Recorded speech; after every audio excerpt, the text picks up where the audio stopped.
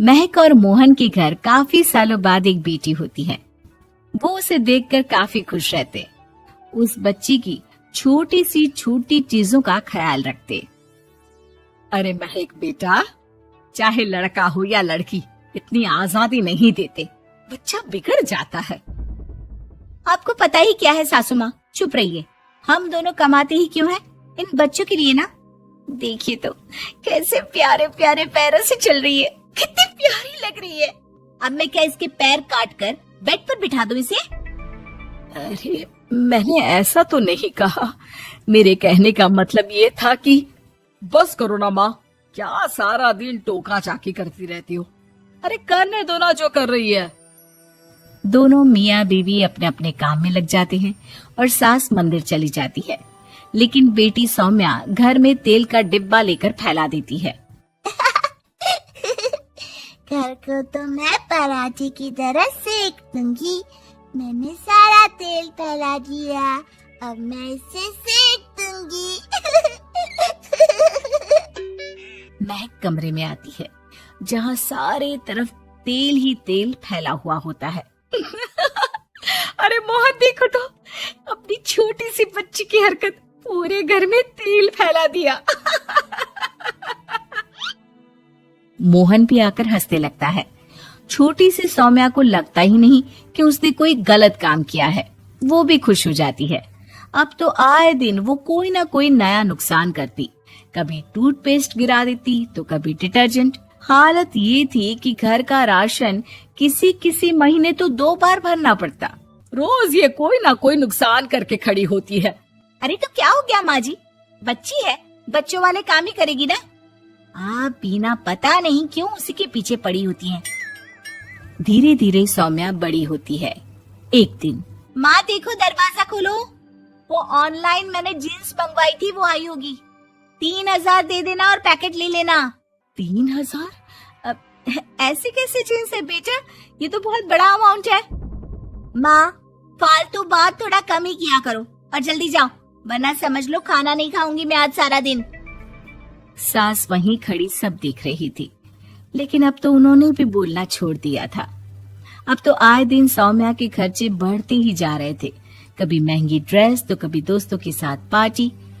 पैसे दे दो तो ठीक, ना दो तो घर में कलेश। ये सब तुम्हारे ही कारण हुआ है। देख रही हो कैसी हरकतें हो रही है इसकी। रात के 8 बज गए हैं, लेकिन महारानी जी घर पर है ही नहीं। तभी सौम्या पड़ोस के लड़की के साथ वहाँ आती है। ओके बाय रोहन, कल फिर मिलेंगे, लव यू। ये क्या हरकत है सौम्या, आज तो तुमने हद ही पार कर दी। पापा कब से परेशान है, और ये लड़का कौन है? तभी पास खड़ी सास बोलती है, देखो महक, आज तक मैंने कहा नहीं था, लेकिन मैं आज कहूंगी, क्योंकि ये मेरे घर का मामला है। मैं नहीं चाहती कि मेरे बेटे का खानदान खराब हो या फिर कोई हम लोगों के घर के लिए बात करे। जाओ इसे ऊपर कमरे में छोड़ाओ, इससे कल बात करेंगे। मॉम देखो ना दादी क्या बोल रही है, चुप कराओ ना इनको, जैसे हमेशा करा देती हो। महक को अपनी गलती का एहसास हो रहा था, वो चुपचाप खड़ी होती है। मोहन बेटी को अच्छे से कमरे में सुलाकर माँ के पास आता है। देखो ये लड़का ठीक नहीं है, अब तुम लोग इसकी शादी करवा दो, ससुराल वाले अपने आप देख लेंगे। शादी के बाद जिम्मेदारी पड़ेगी तो सब ठीक हो जाएगा। शादी अभी तो 25 की है ये। तो क्या 50 तक बैठाओगी? नहीं नहीं, ठीक कह रही है माँ, इसके लिए जल्दी से कोई लड़का देखता हूँ। अगले रोज सौम्या खाने के टेबल पर, मैं आप लोगों को बता देती हूँ, मैं रोहन से प्यार करती हूँ और उसी से शादी करूंगी। रोहन? वही ना सक्सेना का लड़का, वो सक्सेना जो पिछले महीने ही जेल से छूट कर आया है। वो जेल नहीं, काम के सिलसिले में अमेरिका गए थे। अच्छा, सक्सेना अमेरिका गया था तो क्या पैसा वैसा कमा कर नहीं आया? ये देख रही है ब्लाउज, उसकी बीवी ने सिला था मेरा। पैसे की कमी का रोना रो रही थी, पति को कोस रही थी कि जुआ खेलते पुलिस ने पकड़ा और लगी लगाई नौकरी भी छूट गई। दादी कुछ भी मत बोलो। मॉम, दादी को चुप कराओ ना। दादी जो बोल रही है ठीक बोल रही है। तेरे पापा ने तुझे देखने के लिए लड़के वालों को कल बुलाया है, समझी? अगले रोज लड़के वाले सौम्या को देखने आते हैं और उसकी शादी मयंक से हो जाती है। शादी के बाद सौम्या मायके आती है। वाह माँ, कितनी अच्छी शादी कराई है आप लोगों ने मेरी, लेकिन मुझे कुछ दिन और यहाँ रहना है। अरे बेटी, ये तेरा ही तो घर है, जितनी मर्जी रह। और क्या, दामाद जी कैसे हैं? अरे वो मयंक नहीं आया, कल शादी, आज तो अकेले, सब ठीक तो है ना? महक एक बार फिर सास पर चढ़ बैठती है।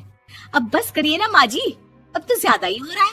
माना आपकी कुछ बातें मैंने नहीं मानी, लेकिन अब ये मेरी बेटी मायके आई है तो क्या उसका मतलब यही कि वो लड़कर आई है?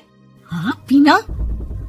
सौम्या दादी की तरफ देखकर मुस्कुरा देती है, जैसे उन्हें चिढ़ा रही हो। दादी, मैं लड़का नहीं बल्कि ये बता कर आई हूँ कि मुझे कुछ दिनों के लिए यहीं रहना है, माँ के पास। मेरा मन धीरे धीरे ही तो ससुराल में लगेगा। अब अगर आप बोलती है तो चली जाती हूँ मैं। अरे नहीं नहीं बेटी, ये मतलब नहीं था तेरी दादी के बोलने का। सौम्या कमरे में चली जाती है और अगले ही पल जींस टॉप पहनकर बाहर आती है। माँ, मैं ना अपनी सहेली के घर जा रही हूँ, आने में देर हो जाएगी, खाना मैं वहीं खा लूंगी। सौम्या सहेली के घर चली जाती है। अरे सौम्या ससुराल से आई है, कहीं दिखाई नहीं दे रही। वो सहेली के घर गई है, काफी दिनों बाद बच्ची का मन कर गया होगा। महक रहने दे, अब इतना हल्के में ना ले, लड़की अब किसी और की अमानत है। घर में इतनी देर से आएगी तो लोग क्या कहेंगे। और होता भी ऐसा ही है। दरवाजे में पुलिस आती है जिसके साथ सौम्या होती है। ये आपकी बेटी है?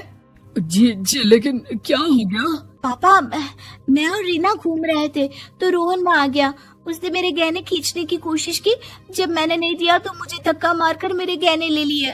पापा, मुझे माफ कर दो, मुझे ना मयंक के पास जाना है, आप उसे फोन कर दो, वो मुझे ले जाएगा। दादी आप ठीक कहती थी, वो अच्छा लड़का नहीं है। कोई बात नहीं बेटा, मयंक का फोन आया था, उसे तेरी याद आ रही थी, लेकिन वो तुझे भी अपनी जिंदगी जीने से नहीं रोकना चाहता था। मैं उसे बोल दूंगी कि वो कल तुझे लेने आ जाए। अगले दिन, चलो सौम्या, मैंने आज रात की फिल्म की टिकट और 5 स्टार होटल में खाने के लिए टेबल बुक कर दी है। फिर क्या, सौम्या खुशी खुशी अपने ससुराल चली जाती है और महक को बड़ों के सीख की कीमत का पता चल जाता है।